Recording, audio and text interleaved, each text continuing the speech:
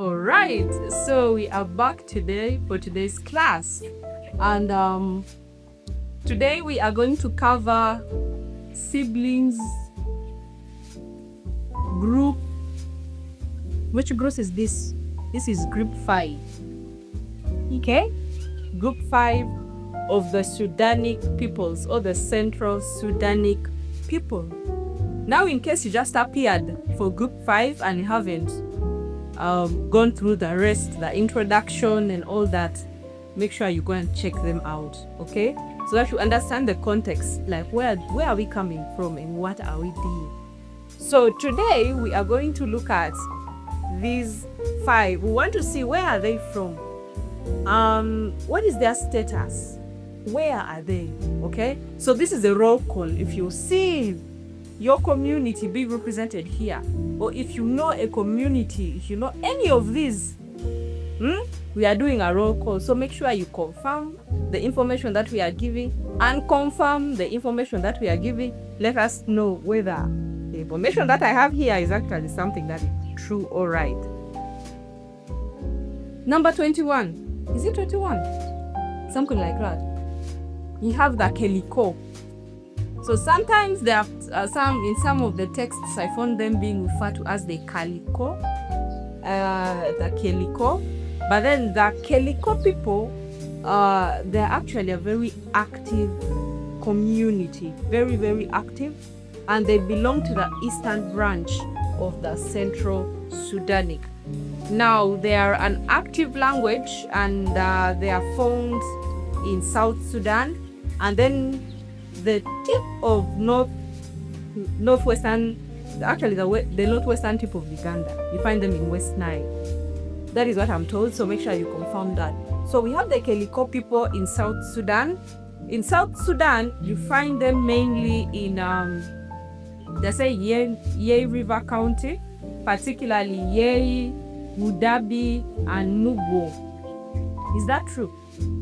In Yei, you find them in Nubo, something like that, and then Mudabi. And then in Uganda, you find the Keliko people in Yumbe. That is what I was told, so please confirm that. Now, they are closely related to the Logo people and then the Afukaya people, that they have, they share the lexical and phonetic similarities with these people. So they belong to the Murumadi branch under the eastern branch of the Central Sudanic. And their neighbors include, I think, the Aringa people, the Kakwa people, the Pojulu, I'm seeing here the Lugbara, I'm seeing a Kuku. I don't know whether that is right. Make sure you comment that, like, tell us, is that true? Who are the neighbors of the Tobiko people? Okay? So that is number 20. Is it 21? Something like that anyway. So let us go to the next one for today. The Mangbetu. The Mangbetu people. Now, let me tell you something very, very interesting about the Mangbetu. I hope that is the right pronunciation. About the Mangbetu people of DRC.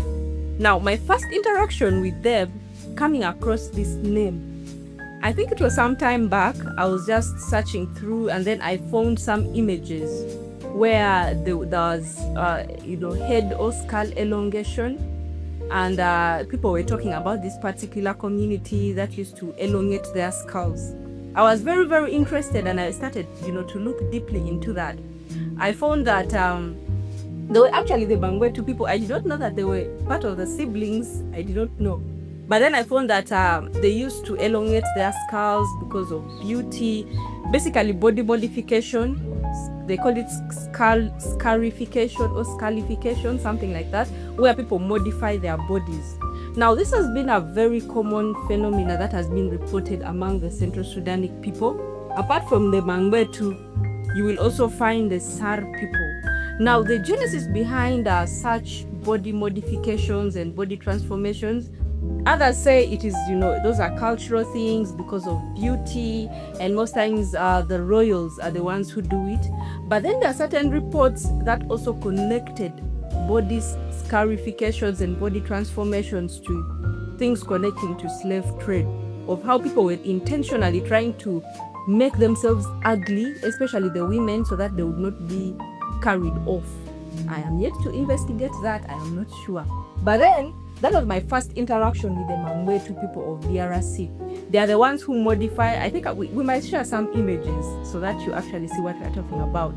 They modify their heads right from babyhood and that kind of thing. So they are part of our family. They are part of the siblings. And they belong to the Eastern branch. It means they are closely related and connected to the Lubara people, to the Madi people, to the Lendu people. And they are predominantly found in DRC, in Haut-Ule province, around the towns of Isiro, Rungu, and Watswa. I hope I'm pronouncing those things rightly. And then they're saying that their neighboring communities are the Mamvu, and I think even the languages are really, really connected with the Mamvu people.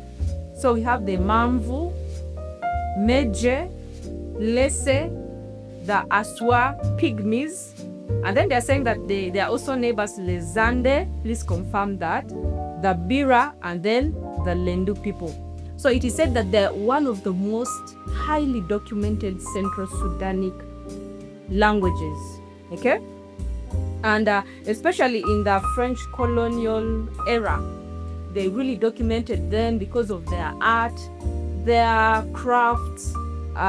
Most of them, they're saying that they're internationally famous, okay? Internationally very, very famous when it comes to their arts, their sculptures, their crafts, and that kind of thing. So that is it about the Mangbetu people. We are going to, get time and look at them in depth, okay? Let us go to the next. We have the Kresh. The Kresh people. Now, there was an account that I first encountered the Kresh from, where I was told that they're actually extinct. But then when I kept reading and doing more research, I found out that they are not extinct, but they are highly, highly, highly endangered. Now, the Kresh people are found in South Sudan, and then they are saying in some parts of Sudan and also some parts of Central African Republic. Now, they belong to the western branch of the Central Sudanic peoples. And in South Sudan, you will find them in Raga County, that is in western Bahr el Ghazal. And then in Sudan, they are saying that there are some remnants in South Darfur and in South Kordofan, something like that. So every time I mention Darfur, and in this particular season, it breaks my heart. So we find the Kresh people there. Another thing is that they belong to the Bongo Bagirmi branch of the Western Central Sudanic.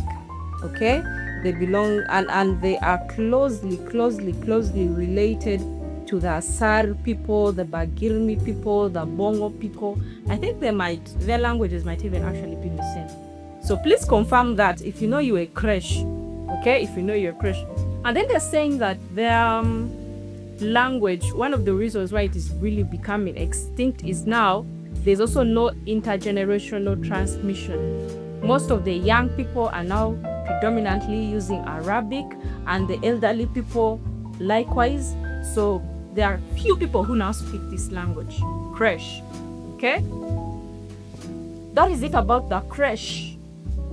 That is it about the Kresh people. And if you have any information on where we could do certain recording of such languages that are said to be very, very extinct and almost fading, please let us know. We want to report, we want to see how they sound like. Okay, number 24, we have the Bebot. The Bebot people. Tell me if you've ever heard of the Bebot people. before this. Okay? Is it the Bebot? It's not the Bebot. It is Be. Okay, let us first look at the Benjond. Yeah, they are all from Chad. Let us first look at the Benjond people. Now, the Benjond are an active Sara Bagirmi language found in southern Chad. Okay, they are found in southern Chad. It will say that there are about 130 to 150 of them. I'm not sure. Please confirm that. Now, one of my major challenges with the Western branch, why I am so much interested in them, is because I have very little access to them. Most of these countries like Chad, Central African Republic, they are French speaking. So whatever I'm speaking, they might not even be able to understand that. But if there's anyone who has any kind of information that can help us, please reach out. Okay? So they're telling us that they are found in Tangile, in Logone regions, and then in Doba, in Babeto, and then in Benjodo. Okay, in Benjodo.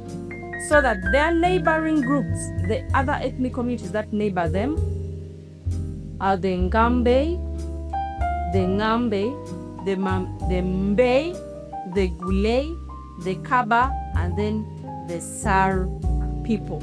Okay, so that is it about the Benjoid. So in case you have any information about the Benjoid people, if you have any information about the Benjoid people, I am very, very, very interested in that.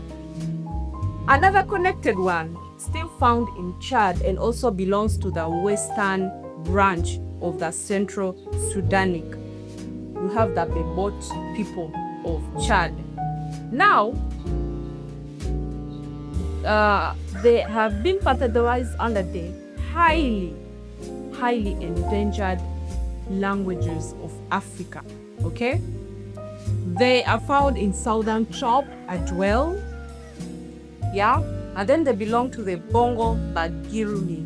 The Bongo Bagirmi group. So it means they might be a little bit related. Their neighboring communities are similar. They are kind of like the same. We have the Mbe people from Benjoid. It means they are neighbors. We have the Gule, the Kaba, and then the Sar people. So we are being told that maybe in villages, in some of the villages, the language is actively being used, but in some of the other areas like towns, people are not speaking them. Most of the people have diverted to Chadian Arabic. So that is it about the major siblings of a day. Let us go to the last one. Okay? Let us go to the last one for the day.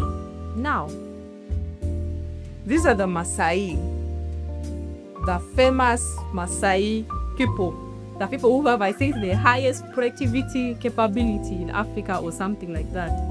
You know, their crafts. Almost everybody knows the Masai people when it comes to crafts. I particularly love their dances, you know, how they use their legs to dance and that kind of thing. So the Masai people are not Central Sudanic, but they belong to the Nilotic people groups and specifically Eastern Nilotic.